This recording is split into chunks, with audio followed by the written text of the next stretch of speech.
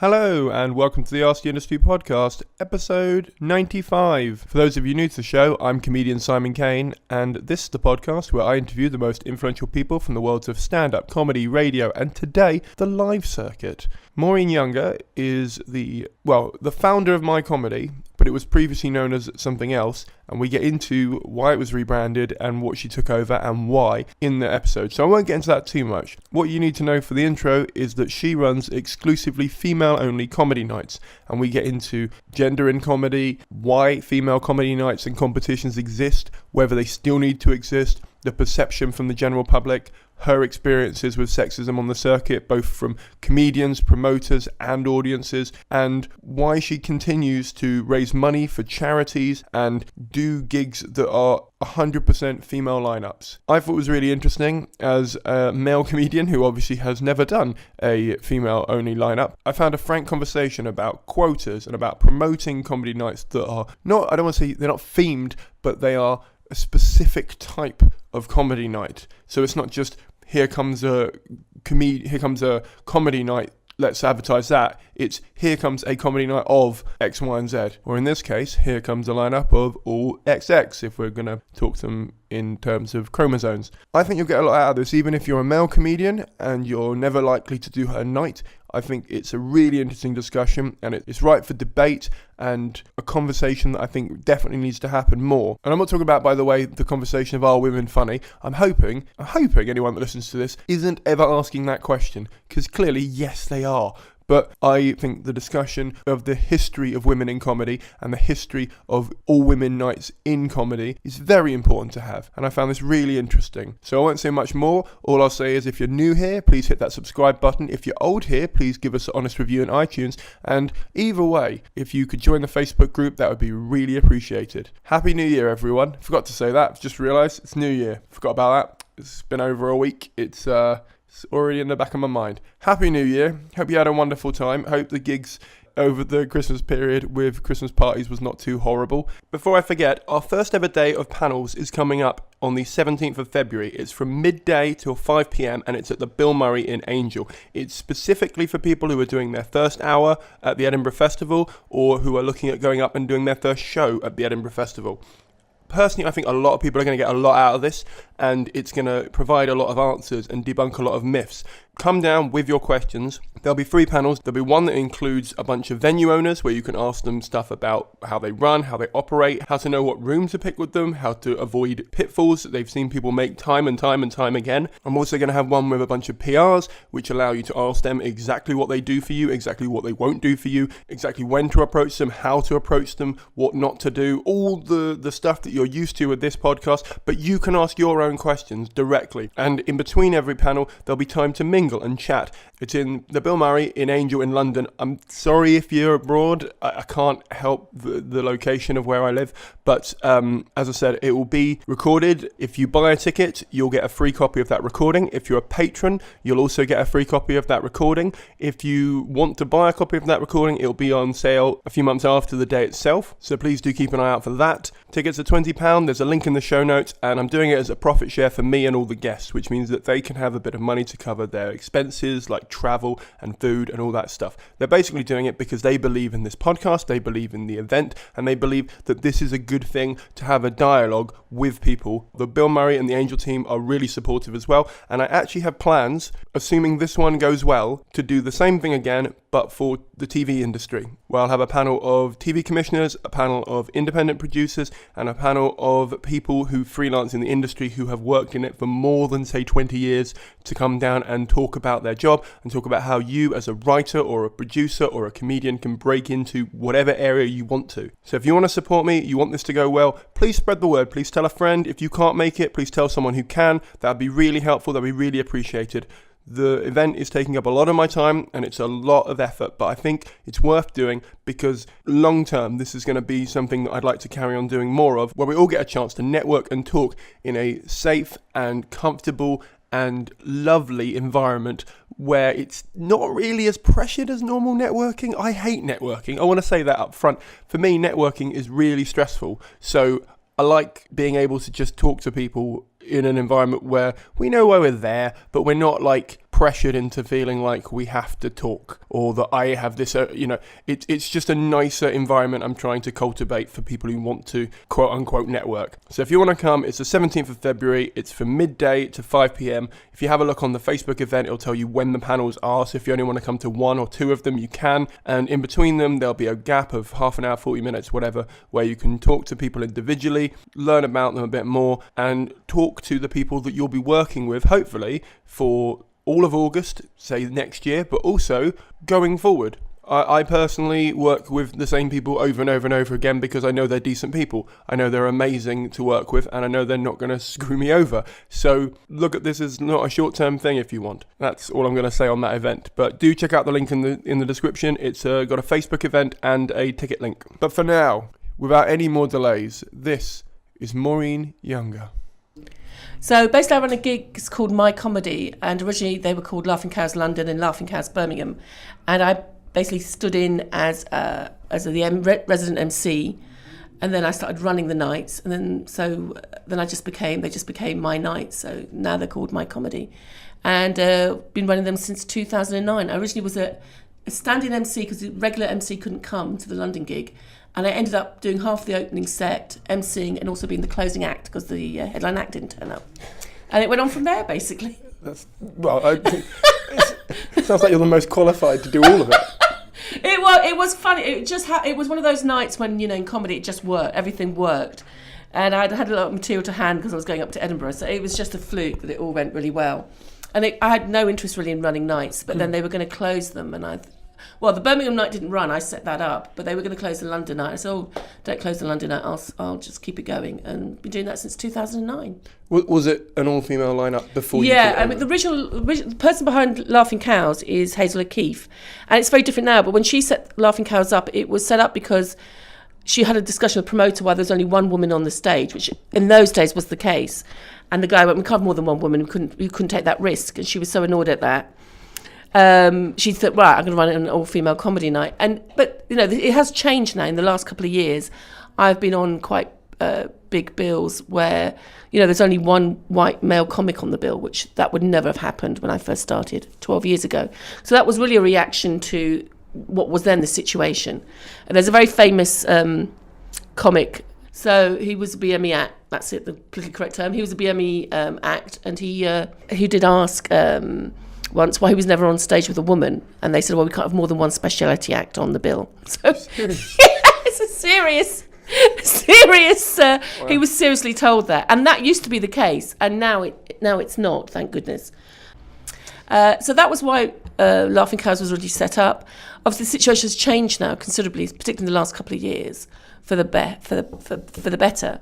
But obviously all-female comedy night bills particularly appeal to gay women because they prefer to be in spaces which, if not exclusively, are predominantly women. So there's always a demand for that kind of. And it's nice because, generally it used to be the case you never used to gig with another female comic unless you were on an all-female comedy night. So in the old days it was quite nice because it meant you could see other female comics. Because that was the only time you ever saw them, was like either all-female comedy nights or at gay comedy nights when they would put on more than one woman. So it was just nice meeting up with people. Bit social. It was a bit social backstage, yeah. I mean, again, it's now changed a bit, but it's definitely got a different atmosphere, I think. And, they're fun gigs to run. Yeah. So this was 12 years ago when you started, you might never have been on a bill with another woman. Very rarely, unless it was at Laughing Cows. Right. Or something like Comedy Camp, which used to run, which was a great gig, and was predominantly for gay men. And gay men like female comics. So, Simon Hapley would put on one or two women. I went to watch a night where there was I think 2 women on the bill, which was kind of unheard of in those days. So yeah, you'd never really gig with other female. So you'd be years and years until you finally meet some other female comic. Go, oh, you were really great, and you hadn't seen them because you'd never be on the same bill with them. It's different when you're an open spot. When you're an open spot, that was all different. But once you start playing the clubs, that's when it used to change. Yeah. So I mean, obviously the gig's fun to run and it's a great night. Yeah. But would you say that all female nights are because it sounds like it was needed then, rather than now, where it feels like it's just a fun thing to carry on? I think, is it needed? I think for some people who come to my audience, they really like it, and it's a space where I think that some people come to my nights that wouldn't go to a normal comedy night because they feel that perhaps rightly or wrongly, the perception might be that they wouldn't be as welcome, or it might not be the material that they want to see. So they feel more comfortable coming to my kind of night, that kind of night. So I suppose there's still a need there, perhaps from the audience point of view, but I think from the kind of women's point of view, because also there was a time years back, I can't remember how long ago, when misogyny was quite in. So I don't know if you remember that stage. As material or as material? With audiences? Okay. So I once had to follow a guy who had A3 photographs of mutilated vaginas, which he called flanges, and he just did this whole spiel about mutilated vaginas, called things like spewing chunks. He had all the photos in colour. He'd gone to a lot of effort, and then I had to follow that. And the MC, said to me, next act's a female comic, let's hope she doesn't show us her flange. Let's say it. It didn't go down too well. I made my point felt. But so you did, you had people talking about rape and stuff in not particularly clever or funny ways. And it was just pure misogyny. So you had an atmosphere which I think a lot of my audience wouldn't want to be in, that kind of, want to listen to that comedy. Whereas a woman, you don't, if somebody's been talking about rape and then you have to go on, it's just, it doesn't make you feel... but saying that, you had a lot of women who did rape jokes. Some like Hannah Gadsby did a really clever take on it, and others not so good. Yeah, I think there's I think there's a lot of misconceptions in terms of what's a female topic for comedy, and there is no such. That slightly annoys me because I don't know if you ever saw Sheila Martin, absolutely brilliant comic who just did gags, absolutely hilarious gags, and she got accused of being androgynous because she didn't do, in commas, female topics. And the problem is, there is no, it is annoying because, you will get feedback as a female comic, go, your stuff was a bit too female, or was too girly. But nobody go to a bloke, all that material about you getting pissed, having a wank, cheating on your girlfriend, it's a bit blokey. Can you talk about, I don't know, knitting? It's just, because blokes talking about things is considered normal, whereas women talking about things is considered abnormal. So like the male is the normal and the woman is the abnormal, or the white male is the normal but the black act is abnormal. But it's not true. It's everything is just as normal. It just depends on your perspective, and we kind of look at it from that, I think, that point of view. I don't know if you haven't read Simone de Beauvoir, have you, by any chance? No, I haven't. All right, we'll move on. But it's it's like I remember once acting. I feel so under-researched for this. Like, do you know what I love is, like, normally on these podcasts, just in case this is the first episode someone's listening to, I tend to play devil's advocate a lot. And I am aware playing devil's advocate in this situation could make me come off looking massively sexist. So I am watching what I say really carefully. No, but I remember I had a female, would-be female comic write to me and say, I'm not like normal female comics. I don't talk about boyfriends and shopping. I'm much more interesting than that, which obviously pissed me off. You can imagine that. She got a right answer back. But say, like, most female comics don't talk about boyfriends and shopping. Particularly, there's a lot of female comics are lesbians, so they never talk about their boyfriends. And it was also the idea, she goes, I talk about more important subjects. And you think, well, being, subjects that are supposedly female, I don't know what they are, but why would they be less important? Yeah. I mean, so, there was a thing where you always used to get that women always talk about periods. And you're like, I don't know that many comics that do. And if we did, so what? And you think, well, if they could ban male comics to talk about wanking, then half the new comics would probably not be allowed to go on stage. We would decimate, wouldn't we? We'd decimate the open mic circuit overnight. I'm not anti that, to be honest. I don't remember the last time I did a wank joke, to be honest with you. I think I did it 2014 or something. Well done. Well, no, it was... But there can be... I've got a friend, Adam Fields, who basically does a wank joke. I should say... And it's really funny. Yeah, this is the thing. I think like when it comes down to rape jokes, for example, if we start with that, because that's...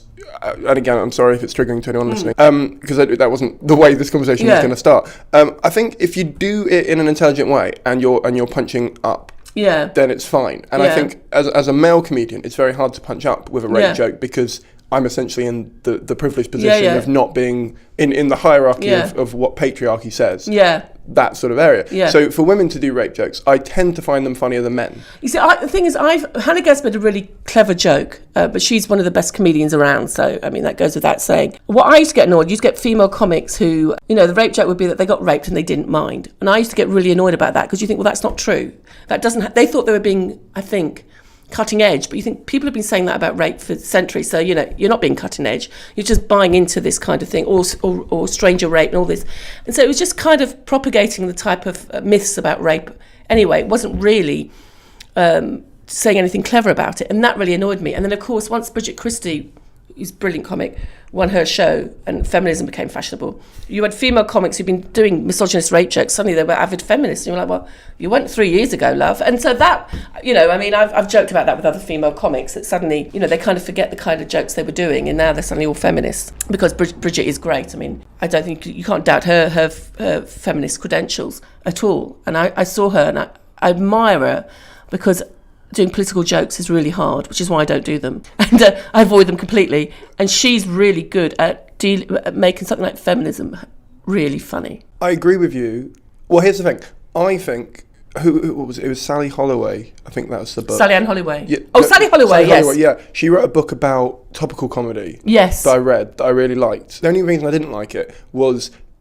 basically it said, if you write a joke about a hurricane, the next time the hurricane comes out, change the name of the hurricane, essentially. And I don't think that's topical. I think that's just you having a gag generally about hurricanes. And I think to write political comedy, you really got to know the politics. Yes. And I really dislike it when comedians pick on how a politician looks, because to me that doesn't really feel like you've put any effort in there. Yeah, I know. And also when they'll say something like war is bad, and you're like, well, yeah, we know that. And that's, that's why you admire Chris Rock, because Chris Rock's... he makes things, not only does he make things, he makes things understandable to people who don't really know that much about politics. And that's what you've got to do as a politician. Nick Revell's also very good at that, and Ian Stone, because most of the audience probably aren't as intelligent or as well educated or read as much, sounds a bit demeaning to the audience, but they're very on the ball. And, I'm not as, I'm not as au fait with politics, say, as Ian or Nick. And so it's not only making a joke, but it's making a joke and in such a way that the audience can understand it and find it funny. And that's a trick, which is a skill I do not have. Yeah. But I do admire it in comics that do. Oh, definitely. I mean, there's a lot of... it was Jill Edwards said that the comedy industry isn't the problem. It's actually within audiences that don't necessarily give women as much of a chance when they come out, or there's a delay in the way that they'd be perceived. Do you think it's still? I think that may be the case, but I think that can be to your advantage. I do a lot of gigs on the black comedy circuit, and there's so much I did one at O2, which was 2,000 odd people, and I couldn't get in because I didn't think I was a comic at first. I think, what do you think some middle-aged white woman has turned up and pretended to get in? I pretend to be a comic. And the assumption I think a lot of the time is when people see me is that I won't be, what's this middle-aged white woman doing at a gig that's predominantly black men on the bill. But that can be to your advantage because you do better, because they've got such low expectations, you can't fail to do better than what they think. I think to some extent that's true. That was true if an audience didn't see enough white male faces on a poster, they wouldn't want to come to the gig. That is changing now, definitely changing. But I think there is an expectation among certain promoters. I've had promoters go to me, you're a lot better than I thought you were, I had really low expectations. You think, well, what the hell did you book me for? I mean, actually say it to your face as a compliment. So I think it's partly the industry. I mean, the industry isn't as, comics are seen as left-wing and blah, blah. I think the industry is quite conservative, the people, the gatekeepers. I think we have to define what we mean by that, because I think the circuit and TV, for example, are so different, not linked anymore. Yeah. I mean, unless you're an agent who is big. Do you know what I mean? Unless you are that, Hannah or with Chambers whatever. Or something. Yes, PBJ or something like that. They're so not linked that I feel like we should define. We're talking just about the circuit at this point. Yeah, I think the feeling among female comics generally is like if you're trying to get into a bigger club as a female comic, men are given more rope to hang. As in, they're given more than chances to. Yeah, they're given more chances. So okay. I think to a certain extent that is true. That when you're a female comic and you're doing a spot to get into a bigger club, not only do you have to be good, but you have to really kill the room. Whereas I think because if you do okay, it will probably be assumed that was just an okay comic. Whereas I think if you're a male comic, a certain male comic, you do okay, they'll probably go, oh, he just had didn't have a great gig, but we'll give him another chance. And I think there is that thing that men are given more rope to hang themselves. Again, this is devil's advocate. Okay. I want to make these clear. It's fine, I'm not going to hit you. Okay. Just while we're on the other side of the table.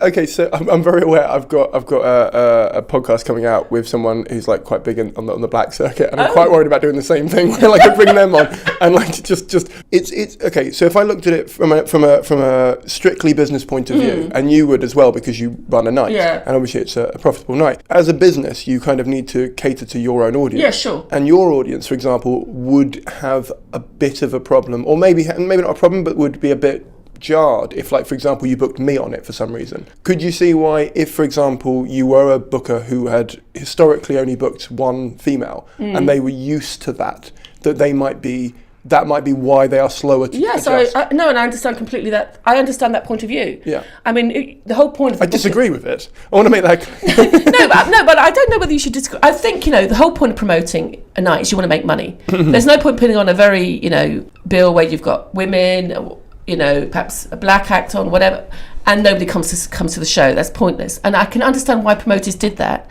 because I think there was a feeling that if there wasn't enough white male faces on the bill, people wouldn't come.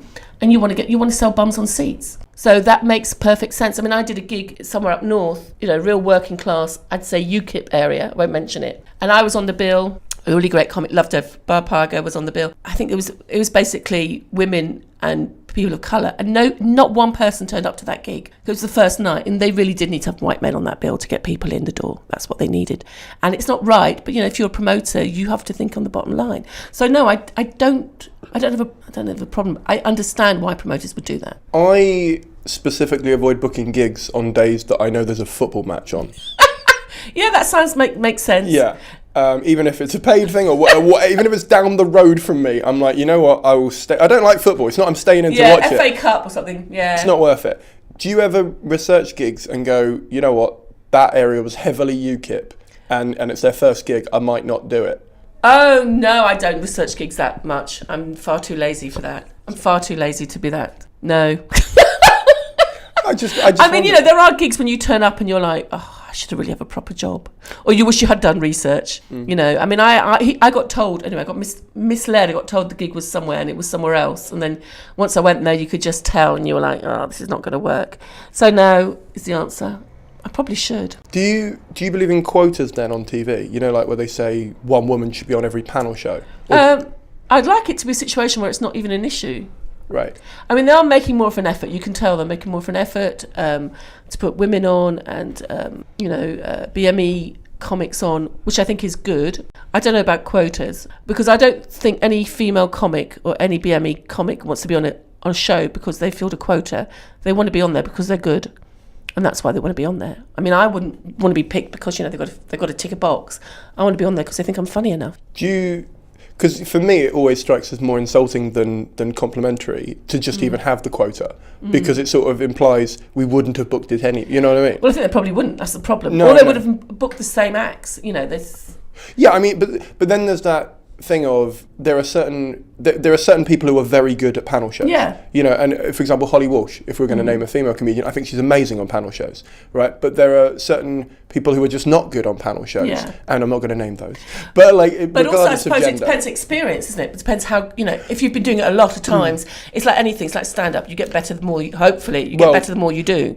So it's having that access, and also I think there's a thing with certain panel shows that are very trying to get your word in edgeways, and I don't know that it's true, because I don't fit that category where men are perhaps better at doing that than women. But I've never been like that, because there's this theory that men are better at pushing themselves forward than women are. I've never suffered from that. Like at universities, men ask. I mean, I'm always the one who asks questions, and I'm quite bolshy in that. So it's not something I can relate to, but that's the theory anyway, isn't it? Yeah, I thought when you said that, I thought you meant as in because for me, I don't have many female friends who aren't good at pushing themselves forward. But then that might just be me self-selecting, because possibly they're the people I get on with well, because they push me as well. Yeah. To go, oh, they've worked hard, I'll get that one as well. Do you know what I mean? Yeah. So I'm aware that I'm in my own little echo. We all are, and I might have just self-selected. Yes. Well, it's a theory that is, not just in stand-up, but in universities and colleges and education and stuff, that women don't. They kind of take a back seat. It's not something I've ever done, but that is the apparent wisdom of Whether it's true or not, I don't know. I mean, yeah, my thing is always that chicken and egg debate of, you know, if you put women on a show so it becomes normalised that they would be on panel shows, for example, or is it a case of if you do that and you put a woman on who is not experienced in it yet, same as when you put a male on who isn't experienced and they don't look as good. Like you said, male do get more opportunities to screw up that kind of, or not do as well. Yeah. But would it ever reflect, I mean, for me, I'm always like, how in your mind, how are they treading that line, and how would you do it better if you could do it?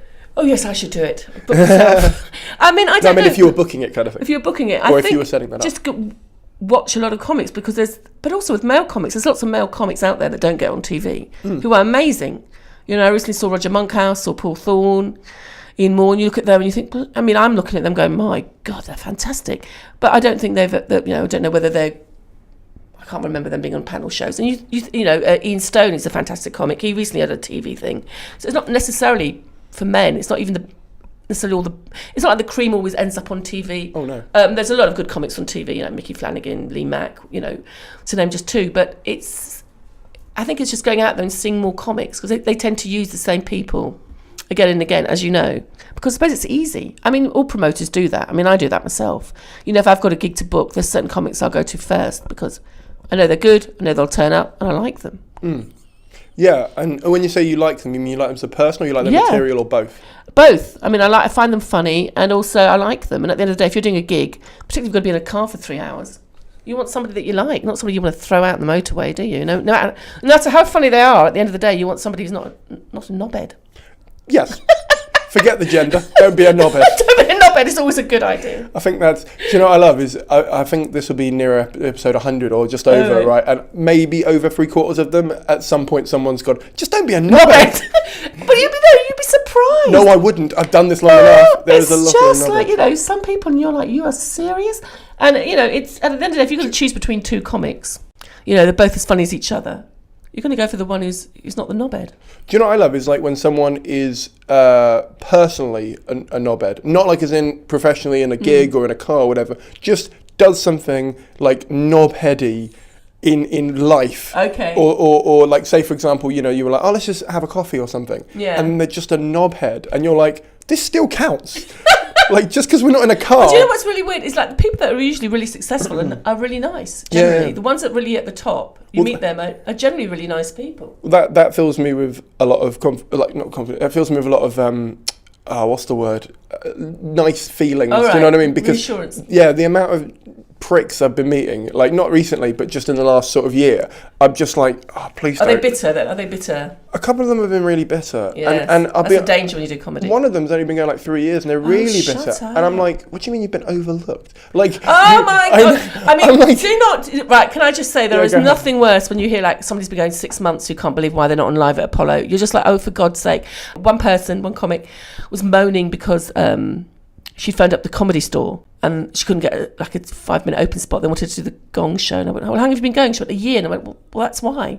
You know, if you've been 3 years, you're still starting stand-up. I mean, you know, I've heard comics who've been going 20 years who feel bitter and overlooked, but that is one of the dangers of stand-up, and you've got to make sure. I mean, I unfollow a lot of comics on Facebook, so to be honest, I'm in danger of following myself because I don't want to know how other comics are doing, because in that way it can lead to just you going mental and going bitter, and you can't worry about other people's careers. You just got to focus on your own. Every Edinburgh, so like I've done 4 now, but every sort of June, July, I see people who are like, you know, really pushing for that newcomer award or for the best show or you know the people. And I've unfollowed so many people. Yeah. And then what I do is everyone I unfollow, I go on like a dog page, so like little puppies so you've got photos. Lots of dogs. My entire feed is just puppies at the moment. But it's so funny because comics will phone me, go, have you seen what so and so's written on Facebook? I go, no, because you know, and business goes up and down. You've got to protect yourself as well. Yeah, and you know, it's irrelevant how, you know, just because someone else's career is going well doesn't mean that yours isn't, or it won't, or,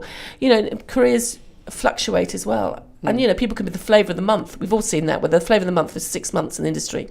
Then a year later, nobody wants to know them. I've never been in that position, but so I've heard that happens. We've seen it. We've heard it. Yeah. But, I just think bitterness is one of the things that can... I mean, comics, I think, by nature, are never satisfied. So no matter how well your career is going, you know, you could be doing live at the Apollo, you could have your own sick, whatever. You'll still want something else. And I think that's the nature of a stand-up comic, is that when, you know, because when you're an open spot, you want to be a circuit comic. You know, when you're a circuit comic, you want to do this and you want to do that. And you're never happy with what, you know, I speak to comics whose careers I think are fantastic. I'd love to have their career. And they're always moaning. So wherever you get to in this business, you're always moaning. Well, that's the weird thing is, like, I find, because I've just started a mental health podcast because I've found talking. Lots of comics who need mental health. Yeah. You should talk to John Ryan. I'm not. Oh, okay. He does a lot of stuff with mental health. Okay. I will ask you for that name again at the end of this. Although I'll hear it in edit. Shut up, Simon. Do you know when you forget it's being recorded? No, I've started a mental health podcast because I found it really interesting to talk to people about that sort of thing. And like you said, yeah, it's so. Every time I do a project or every time I finish a thing that I was making, my immediate response, maybe just before I hit upload, is, what now? Like, literally, and it's like, hang on, take a minute and enjoy the thing you made. But it's like, you know, if you store, like, you know, it's very depressing when you die. I've died on various occasions. Oh, I thought you meant literally dead. No, literally, that's very depressing. But I have died at gigs, yes. Yes, so that's always very depressing. But even when you have like a great gig, like gigs where you've absolutely stormed it, and you know, and you're out and you're like, yeah. I don't know about you, but like half an hour later, you're like, oh.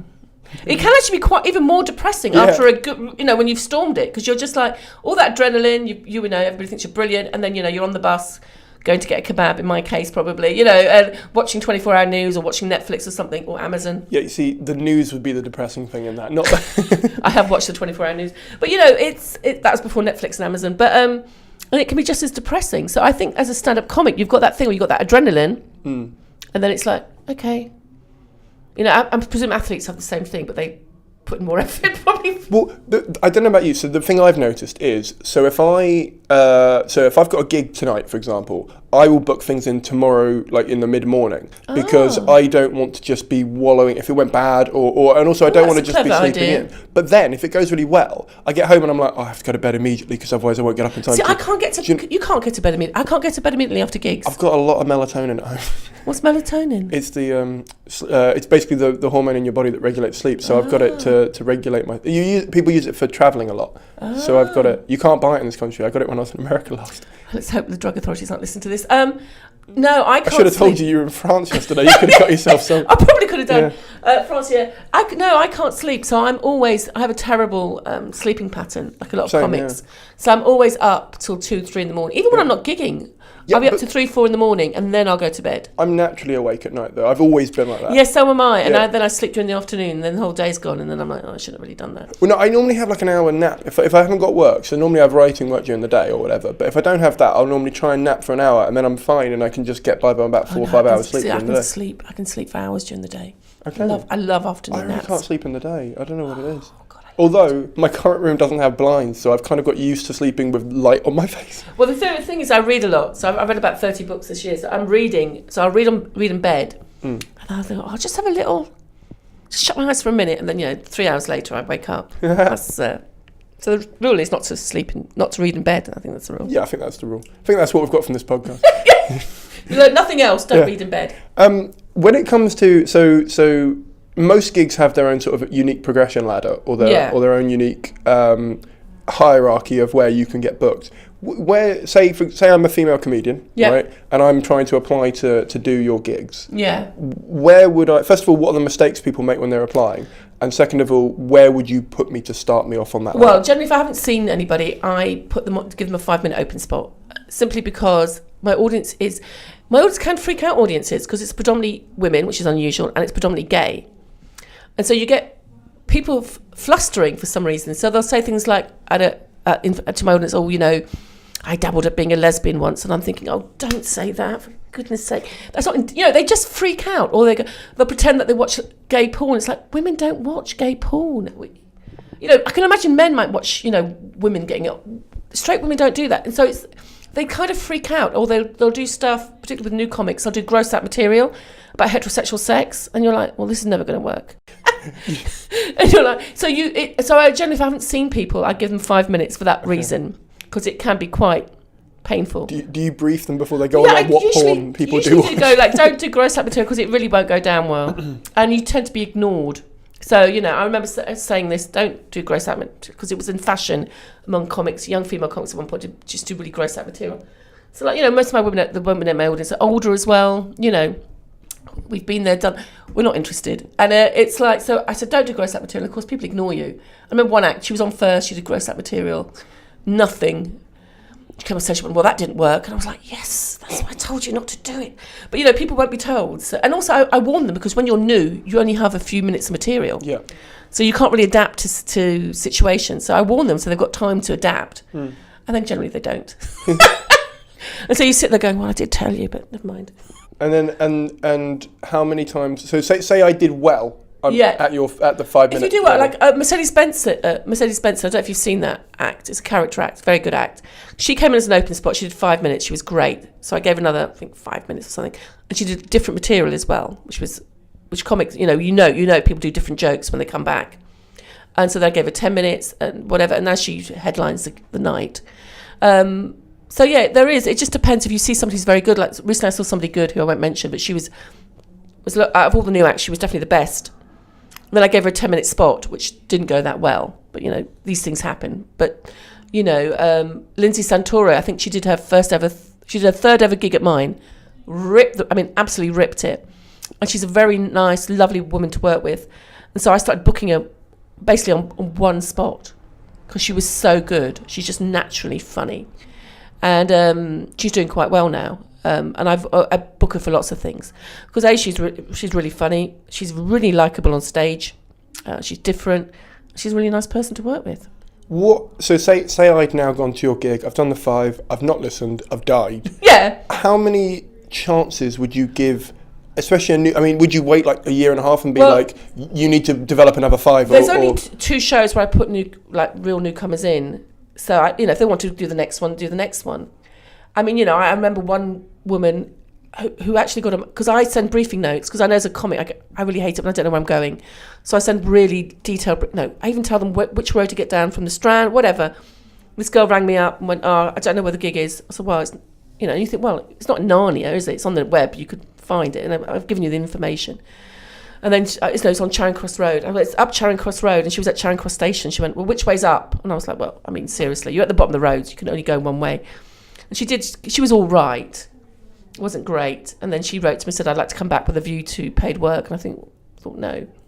I mean, it depends. I keep giving people chances, and if they're good and they get better, then yeah. But, you know, they'd have to get better.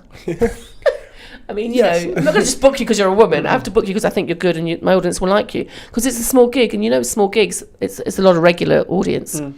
You know, you can't afford to piss them off because, you know, you only need 1 or 2 bad nights and they'll stop coming. Oh, yeah. And it's easy to lose audience. It's a lot harder to gain them. Oh, yeah, definitely. I mean, I run one and the word of mouth has managed to keep it going. Yeah, that's the same with mine because I don't really have a publicity budget. No, me either. And I even say to them, you know, if you've liked it, bring a friend. Like, you know, just, you know, see what you can do. I mean, you know, do early bird tickets, all that kind of stuff. And some comics don't really, like, all comics think they're entitled to do the gig. Yes. That's a very comic idea that you're entitled to do any gig. Yeah. We should be doing that gig. Why aren't you booking me in, know, whatever? And that's not a gendered thing either. That's male and female. Yeah. That is and so you get comics who do your gig, and then obviously my gigs are really small. Then you know, they're really at the bottom of the rung, and you know, people aren't going to go, oh my God, you did my comedy. So it's the small gigs. But like somebody like Zoe Lyons, who's a professional, you know, who could work anywhere. You know, she'll do it and she's very professional and she'll perform and she'll give a good show. But I've had comics who aren't really, they haven't got any bums on the seat, where Zoe will fill the room for me. They've got no bums on the seats and they treat it and they go, well, this is, you know, better than this. And they really don't give a shit about the gig. And it's really annoying. It's like, well, if you don't want to do the gig, that's fine. Don't do it, but don't come and then not give a shit. Because the audience can tell and it reflects badly on you. And that's annoying. They won't get booked again. I always have slightly more respect for a comedian if I know they've even once tried to run a gig that isn't just their, you know, it's a selection show, because I just think you don't understand how much work it is. Yeah, and it's not the same as, I put on an Edinburgh show, I flyed it and I got people in. That's not what I'm saying. I'm saying you weren't on, you ran it, you got people in the door to watch a group of people that you liked. People don't realise how much work it is, and obviously it's that thing when you, like, say you sold out. it's a great show, and then you're back to square one the next day Oh, because yeah. you've got to resell for the next month, and people don't appreciate it. And that's another thing I kind of get annoyed about. I had some woman write to me once and go, "It'd be logical for you to book me." I was like, well, it's not logical for me to book you unless you're Joe Brand. Then it would be very logical for me to book you, but it's not. It's logical that you might want me to book you, but it's that attitude that you like. What do you mean you're not going to give me a gig? And it's not obligatory. Nobody has to book you. Have you ever booked a gig that's a mixed gender, essentially? Oh, yeah, I've done that quite a bit. You've done that. So do you find women who email in for the women-only gig feel more entitled to get on that one because of their gender? It's a women-only. They might do, yeah. But I mean, all that, I won't book them for 20s. But the thing is, not all acts can play all gigs. Yeah. So you might be a very good female comic, but you might not be right for my audience. That's just the situation that it is, or I might not like you, so I don't want to book you. So I suppose there is, because an all-female comedy, the assumption is that you should be booked on it. So that might be an idea. But it's wrong. Yeah. I don't know. It's first of all, there's no such thing as an all-male line-up gig. I mean, there is. There was de facto, there were. But you know what I mean? There's none that have said, we just don't put women kind of... I mean, well, de facto, yeah. You know what I mean? Officially. I mean, that is changing now anyway. But yes, but back in the day, I mean, I had somebody once write, it's not on. But you think, well, if you look at all the, it's all, I mean, I would never do one that's the same sex. You think, you do that all the time. Like, a lot of, it's changing now. But back in the day, a lot of the lineups were all men. Predominantly all men. If there was an all-male, as in like someone said, like women, an all-women gig, if there was an all-male gig, I don't think, it depends on why it was run. Yeah, you probably do still get them for rugby, like a rugby comedy night or an army comedy night. I mean, I have done army nights, but a lot of the army nights used to be all men, because probably it was a very male environment. So you do get Asian nights, you get the black comedy nights, you have people complaining about that. But, black comedy nights are very different from the mainstream. And they, they appeal to a certain audience among, none of my black friends actually go to black comedy nights, funny enough, but they do appeal to a certain audience. And there's no reason why they should. And the lineups are predominantly black. I mean, I perform at them. There are some white acts that perform. So it's not that they don't have white people on the bills. But, there's a limited amount of white acts that can actually perform at those nights. Yeah, I think it's key for most people to realise that just because you can't play a club doesn't mean you're bad. No, it just means you're not right for the club. Yeah. And there's, Zoe Lyons was a really great night at Bent Double, which is predominantly gay. So, but she has a limit to certain acts, just won't appeal to that audience, and that's just the way it is. It's nothing to do, because, very few acts everybody likes. So there'll be things about my personality or my act that will annoy the hell out of people. But they're the very things that other people will like about it. Yeah. And that's just the way it is. I don't think I'd probably go down very well at the Tory party conference, say. I don't think I'd have a great gig. You don't know that. I don't think the Taliban would like me either, to be honest. I don't think that would go down well either. I like the way you're like, I don't research things, but I'm not doing that Tory... I'm not doing the Taliban tour. I'm not doing I've been offered a corporate with Al Qaeda. But you know what comics are like? Well, if you offered enough money, you'd probably go, oh, all right then. Well, this is the interesting thing. Is like, okay, so you were and I don't know how you feel about this, but I personally feel you are a product of the gigs you do. I feel like you kind of start to tailor yourself, especially on the circuit. You start to tailor your material a bit for the gig because you kind of need the money, and so you need it to work every time. And like you said, if you do well and you are liked by the promoter, you'll get booked again. Yeah. It just makes business sense for a circuit comedian. So I wondered if you thought about the impact on people performing gigs with this kind of audiences you bring in, and whether that has adjusted positively or negatively the way that they might have performed for other clubs, and the sort of knock-on effect of that. Wow. Do you want to repeat that question? That's quite a good question. Very good question. I'm not sure I can answer it. So the fact that they've performed at my gigs, how that affects where they perform elsewhere? Yeah, because not everyone's going to write a new 20 for every single club. I mean, that's true. I mean, like I've got certain jokes that I do on the black circuit that I don't do in mainstream because mainstream just won't understand them. And it's just the way it is. I'll do certain gigs. I'll do certain jokes, say if there's a predominantly gay audience, that I wouldn't probably do. I don't know, is that true? Yeah, it probably is true. It's kind of funny because if you've got a gay audience, you can make more jokes about gay people in a predominantly gay audience that you can't in a non-gay audience, because people get all like, you can make jokes about different races if the audience is predominantly black, that you can't in front of like a predominantly white audience, particularly if they're middle class, because they get very upset and they think it's racist. And so it's very weird because I'm quite like on the gay circuit and the black circuit, I'm quite bolshy and loud, and I know it's hard to believe, and quite big act. But I think sometimes when it's a very middle class audience, I've got to kind of rein that in a bit, because they just don't know what the hell they see in front of them. So sometimes you have to kind of, and like I remember when I first did Berlin, I gig abroad a lot. And, in Britain, you kind of like, you own the stage, don't you? You own the stage because nobody's going to talk, like nobody talks when I'm on stage. And you used to play in like quite rough gigs. And I went on to Berlin, and the audience had been there an hour early because they're German, so they get there early. None of them are drunk. They're all sitting at tables. They're all very polite.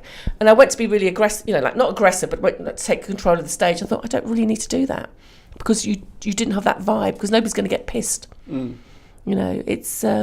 I suppose it's learning to play the room, which is the strength, I think, of British comedy, is that as a British comic, you play so many different rooms that you learn. When you're an open mic night and you do all these horrible gigs where you want to think, is there any point living, really? You do all these terrible gigs in front of other stand-up comics who are all bored because they've seen your set hundreds of times before. You actually do learn that, and I think that's the strength of a British comic, is to be able to play the room. You can play so many different rooms.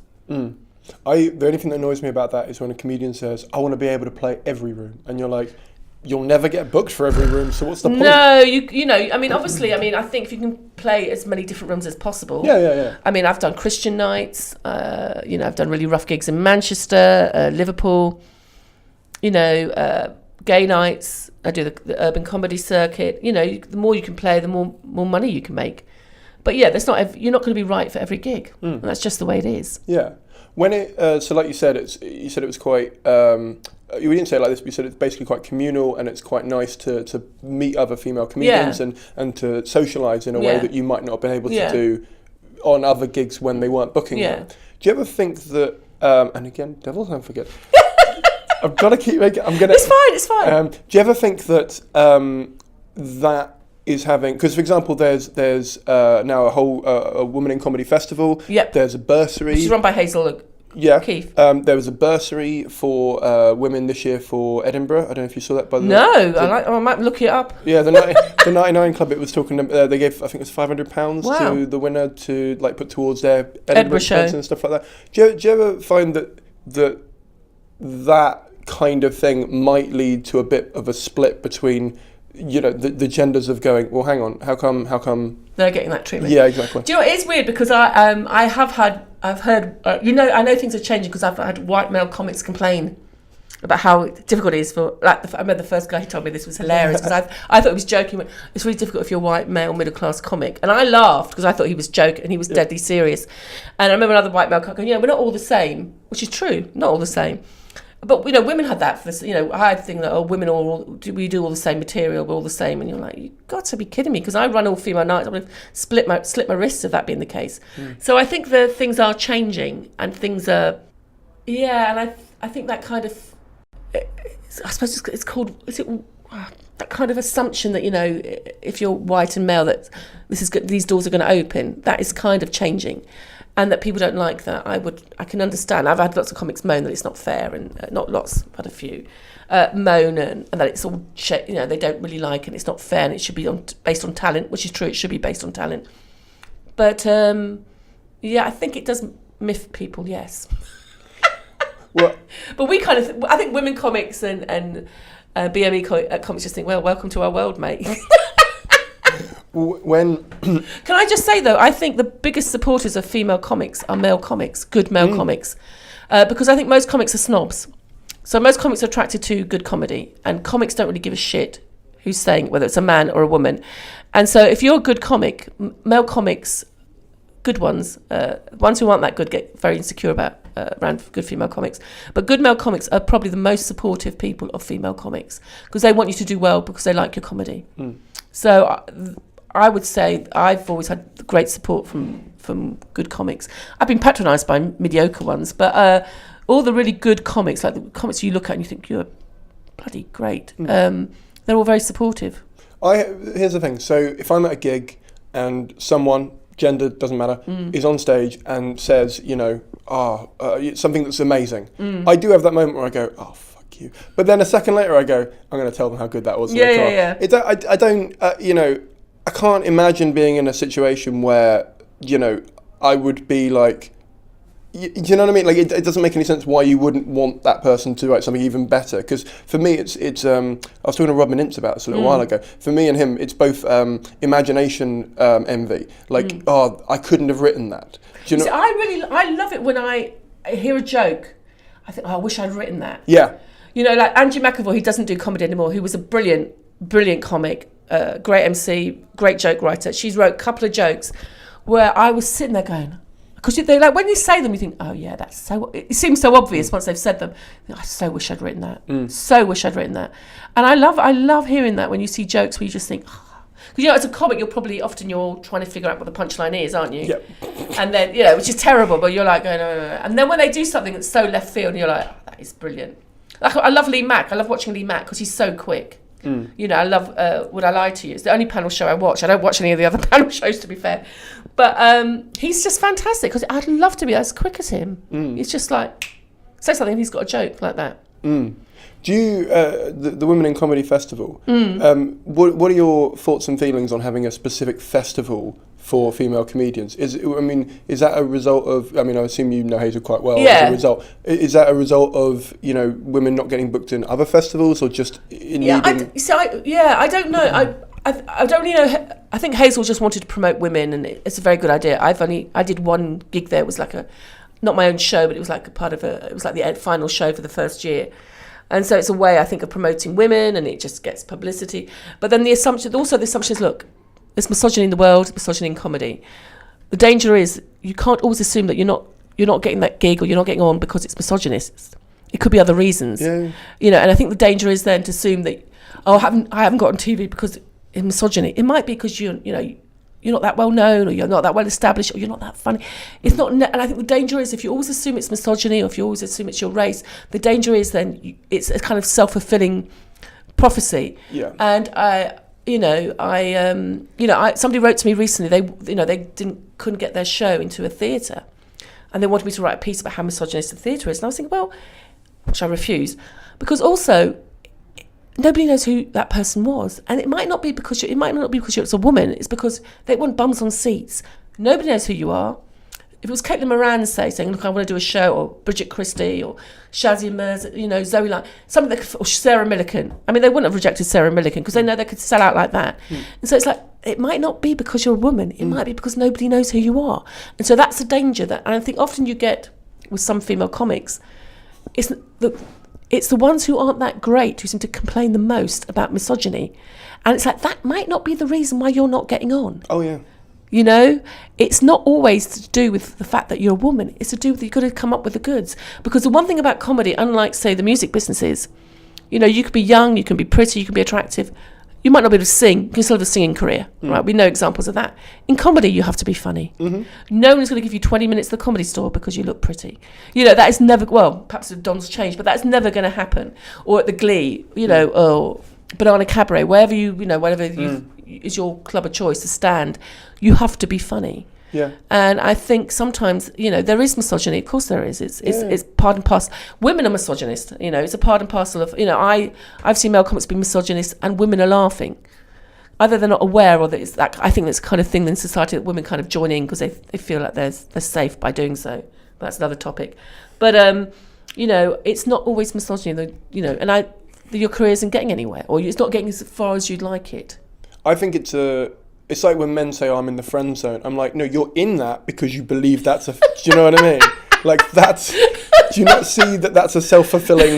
And I think in a way we all kind of self-fulfill it. So, I hate phoning promoters. I'd rather die on stage than phone a promoter. Seriously, and I put it off for months. And then you phone a promoter and they're really nice and you're like, bastard. Yeah. But you kind of get really angry about it. You're like, how dare you be really nice to me? Oh, you are going to give me a gig. Oh, okay. I'm really glad I put that off for 3 months. But in a way that can be self-fulfilling because if you assume that people aren't going to book you, you kind of then take that, and you you kind of make it happen, I suppose, in a way. Yeah, I mean, I've seen that recently. A few female comedians posting stuff like that online, where they've gone, it's to do with this, or it's to do with that, or whatever, and you're like, it might be, definitely might be. I'm not ruling it out, but it may not be. But it may not be, and from what you're saying, it sounds like maybe ask, because it could be a case of, and I don't know how many promoters would admit this, but I suppose if you didn't book someone and they said, out of interest, I've emailed a few times, you've not booked me. Yeah. Can I have some feedback? I'm assuming, you'd be tactful about it. I don't know if I'd be tactful as I should be, but I think most promoters, I don't think most promoters would say, you're a woman, we didn't book you for that. Yeah, they wouldn't be stupid enough to say that. Though, I had that once in a quite well-known club,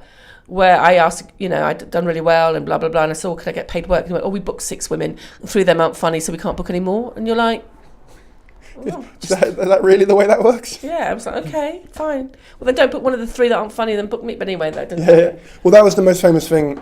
Most famous one of those was Jeff Whiting's mirth control thing with Jenny Collier. Oh, yes. Yeah, the thing that sort of went a bit madly viral, if I'm honest, where she just got an email saying, the venue doesn't want any more female comedian. Yeah, and I spoke to Jeff about it, and he explained that he shouldn't have been gone out, and B, it was the venue's choice to do that, and he did push back on it. But it's also, where do you go? That wasn't even that long ago. No, but that probably was the case. The venue was going, oh no, there's too many women on the bill. I suppose in that case, Jeff should probably been a bit dishonest. But I know somebody who, there was an anti-racist lineup for, against racism comedy night, and there were no black comics on the bill. Amazing. And this friend's a black comic, and he said, can I go on the bill? And I went, oh no, we're full. And it was just it was hilarious. It was all white people on the bill, and you're like... We're the problem, we'll solve it. We don't need other people to solve it. We'll solve it. It was quite funny in a way. It was just that's hilarious. I do that joke on stage about that, where I go, I'll help out a feminist. I'm the problem. I'll definitely need to get involved in the solution. You're just leave it to us, ladies. Yeah. It's such a flippant comment, but there's always one woman in the room. The first time I did it, I remember the reason it wasn't working, or it was working, but the reason it was wrong was I got the phraseology of it wrong. And a female comedian who's a very good friend said to me, change that bit, just flip those words, and it will work better. And also, because you don't come off going, I'm going to help women. You know what I mean? Yeah. The idea of it was just a stupid thing, we'll help sort of thing. And I've done it ever since like that, and I've gone, oh, thank you. because I would have never, because of my stupid 30 years of being a man, I would have never thought of flipping that. But sometimes you do get that. I remember Ben Norris, another good comic, I had a punchline, and he just turned it a little bit and said, it would be better if you said that. I was like, oh yeah, it would. Can I nick it? And he went, yeah. So comics do that all the time. Yeah. That's the reason why. And it wasn't the reason why I started making female comedian friends, but that's the reason why I like having female comedian friends, because sometimes you write a joke and they'll just sort of go, from my point of view, just so you're aware, what you're saying does come off like this. Do you know what I mean? Yeah. And it's really helpful to have that input. Do you ever get that? The other way around, where a male comedian will go, love the joke, but just to let you know, this... No, but then I suppose I'm not as approachable as you. I'm approachable? That's going on a poster. Approachable. Maureen Younger. Oh, you're bad to sell tickets. No, I don't. Obviously, there's times when you've judged it wrong. And you find out from the audience that you're they don't like what you're saying. I think I have sometimes put the back up of some male audience members just because of my personality, to be honest. I remember one guy as soon as I walked on, he turned around and he crossed his arms. So he obviously didn't like the fact that I was going to come on stage. I don't think he'd seen me before, by the way. And then he tried to heckle. But I've got a loud voice. I had a mic, so I just talked over him. I didn't talk to him, I just talked over him. And he got really, he was clearly getting more and more annoyed because he couldn't get a word in. I ignored him and I just carried on doing my set. And I don't think that went down well. But no, I haven't had anybody really, no. No, I wondered if I obviously do it for my friends and stuff, if they say, can you hang around and give me some feedback on this or whatever. Yeah, but I wouldn't, I don't know. As a rule, I don't think comics generally give unless they're really good friends, they don't really give feedback, do they? I get quite unsolicited feedback quite a lot. Do you? Yeah. God. But then the thing is, I feel like I put myself in a position where, I run the collective, I run sort of individual groups for comedy, I do this, and I have pretty much said to anyone, if you've got something constructive to say, I'm pretty much happy to hear it. So a lot of the time, I did a gig the other day with someone I've never met before, and they literally came up to me afterwards and just went, "I've got some notes if you want to hear them." And I was like, "Okay, that's see, you're good, because that really pissed me off, I think. And that's like, obviously they're very good comics. You know, when Ben Norris came up, I was quite happy to take advice from him. Yeah. But well, no, I'd never seen them, and I was going to go on the break, so because I had to dash off to another gig, so I'd still never seen them, and I was like, "Oh, I'll take what you're going to say." That would I'd probably, you know what, I'd pretend to take notice of what they're saying and to completely ignore it. That's probably what I would do. With someone like that, I'd listen, but I don't necessarily take it on board because I haven't seen them. Yeah. If I respected them and thought they were funny, in the same way I would like to be funny, or in the same sort of guise, I would listen. But if I've not seen them, I'll listen, but it doesn't necessarily... you know, obviously, if like it's a comic that you appreciate and you think it's a very good comic, and they come up and say something, you're like, oh yeah. But I think as a rule, comics tend to be quite wary about giving advice to other comedians. I think unless they're really good friends. I had a friend once whose boyfriend, I was doing a one-woman show, and she said, "Oh, my boyfriend wants to come. He's not all right. He works at the call centre." She went, "He wants to come and give you notes. Is that all right?" And I went, "No, it's not fucking all right." I don't feel like to swear. I was like, "No, it's not all right." Well, no, but that's not someone in the industry. I'm talking about if it's an audience member who's seen me a few times, I'll definitely talk to them about it because I feel like they know me a bit better. Yeah. But if it's someone who's just come for the first time, I don't know, last night there was someone who came up to me and said, genuinely, I understand. Literally, they said, "Loved it. I understand the government's taxation policy, and I feel like not enough comedians are talking about it. It would have been great if you'd done some on that." And I was like, "What are you on? What are you talking about?" Maybe a reason why comics aren't doing that. I mean, yeah, you get things like, I was like, were you sitting there thinking, "I've got to tell them about the government"? I remember this woman. I was doing on the urban comedy circuit. I was headlining. The woman said to me, she was, what did she say? She said something like I said, "Oh, I do this," and she was asking me what jokes to do. I said, "Oh," then she goes, "Oh yeah, you need a setup for that." And I went, "Yeah, I have done this before." I mean, I was headlining. It was like, I do know. And then I did the gig, and she was like, "Oh yeah, I can see." She's like, she knew nothing about. She'd been on a course. I mean, that was it. I once did a charity gig where a guy was writing notes, and then I thought, "Oh, he must be a reviewer." And then he took me aside and started giving me feedback. I said, "What?" He'd been on a intensive 2-week comedy course and was giving me notes. And he started with, "Oh, you're not like the first comic. His jokes were really intelligent." Amazing. And then he wanted to know how much I was getting paid. I went, "It's none of your business." He went, "Yeah, but I'm not the tax man." I went, "I don't care. It's none of your." It's like, you've done a 2-week intensive course. Don't sit in the front. You're sitting in the front writing notes. Yeah. That'd be the first lesson they should teach them at comedy intensive course. I was going to say. And then go up and give comics feedback. So I don't care what you think. Day one, keep your opinion to yourself. I mean, that's the thing. If you're an open spot, until you've done the gig at the top. I've seen open spots come up. I remember open spot gave for Steve Carlin some advice, and it's like, he's a really good. I think even if you're right, even as an open spot, even if you're right, your advice is right. I wouldn't go up to an established comic and tell them what you think, because I don't think it'd be appreciated. Even if you're right, it might even make it worse. It would, yeah. I mean, it might be more irritating. I like it because it hits my ego in a good way. Because I tend to be in a place where, if say for example, if someone's, I don't want to say lower on the pecking order, but if someone's an open micer or something like that, and I would say on and off, I can be open micy because you got to try stuff out. So but if someone who's done like 10 gigs comes up to me and says something, and I think you're actually really right, I hate the reaction I have because every time I go, internally I go, "Fuck you," but I do walk away from it and go, "You know what? Why am I saying that?" Because that's that's helpful. They're being helpful. They're being nice. Even if 10 people give me like advice that's shit, and then that one person does that. I like that I get the and for me as a white man, I've got to listen more and I've got to take in more things, and I know I've got to do that. Oh, more. you poor thing. For me, I do have to do that because otherwise I don't get that perspective, and it's harder for me to mock things without having a perspective that isn't just mine. Yeah. So I know what you mean. Okay. I was going to ask really quickly about because there's sort of unofficially all male comedian lineups, and obviously you work in sort of all female lineups, and I wonder what you thought about that contributing to potentially binary looks in gender, and whether there are other gigs. For example, would you book trans comedians? Or we book. If it's a trans woman, then she's a woman. So I book them all the time. Bethany Black, Deborah Jane Appleby, they're very funny comics. So to me, they're just women. So I wouldn't. I know sometimes, I think in the past it's been an issue with certain prides. They didn't want trans people. Right. But as far as I'm concerned, if you're a woman, then if you consider yourself a woman, you are a woman. You're a trans woman or cis woman, you're a woman, so book you. Yeah.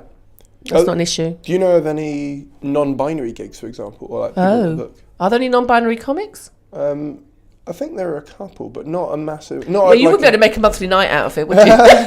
No, I wondered. It'd be an annual event at most. Yeah, I just wondered if there, because that's probably something else that maybe hasn't been covered enough. Where, because as women are coming through and as women are becoming more normalised, like you said when you started 12 years ago. Yeah, it's definitely more normalised now. So I wondered if, I mean, obviously, if you're not talking about being trans and you present as a woman, people would just assume woman kind of thing. So I wondered if there and because I think Deborah Jane Appleby only talks about being a trans right towards the end. Yeah. So people don't, and why should? And I don't think she needs to talk about it at all if she doesn't want to. Oh no. It's like sometimes like Jen Brister got one of her reviews. Somebody wrote an enthusiastic lesbian. It's like, I mean, well, that's probably something you should put on a dating profile. It's not really in a review.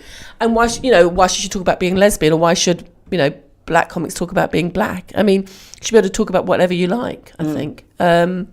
So I think Bethany does talk about being trans, but they've got so much more material, and they're such great comics, both of them, that they talk about a wealth of things. And why shouldn't they? Yeah. These are the quick fire last questions. Okay. So take as long as you like. Although I am aware that probably the next guest just arrived. What? I know. So what do you think is the biggest what do you think is the biggest problem in the comedy industry, and how would you go about solving it? I think the fact that the money's going down, or it's staying the same. There's too many free gigs. There should be free gigs where professional comics are performing on Fridays and Saturdays. I think the problem is there's less work than there was. There's more comics, so it's less work, more comics. Laws of demand and supply, economics. I'm sure your government friend could give you advice on that. I'm well up on it right now. Well up on it. So that's. I think that's the problem, is that because there's so many comics, that certain promoters are taking advantage of that, understandably. And you're either getting less money or you're getting the same money as you were years back. And so in terms, it's less. So I think the circuit's shrinking. It can be an advantage because then it means that you think of other things what to do. But I think that's the problem. And also another problem is that people just want TV names, which you can understand in a way, because they know that they take a chance sometimes on nights, and then comedy's subjective, blah blah blah. But there's so many good circuit comics out there that people don't know about. And it's like you see really good bills and people are struggling to get people bums on seats, and you look at that bill and it's a comic, you're going, that is a bloody, even I would go to that. Do you, as a promoter, do you find, because I've spoken to promoters who've said, if I book this middle-class white guy from TV, it doesn't really have a trickle-down effect for ticket sales. Do you find a female from TV has more of an impact because they're more memorable maybe on TV or whatever reason? Well, I think for my circuit, like say if I book Zoe Lyons, that'll sell out. And it's not, and she does do TV, but that's because she's known among my audience, and she's a very good comic. I mean, she's one of the best in Britain. She's really known, and she's popular, and she's very good. If I book Barbara Nice in the Midlands, that will always sell out. I don't know if you know Barbara Nice, brilliant comic, will always sell out. So it's I think certain comics, they're not necessarily because they've been on TV, it's because they're kind of known within my audiences. Jen Brister will sell.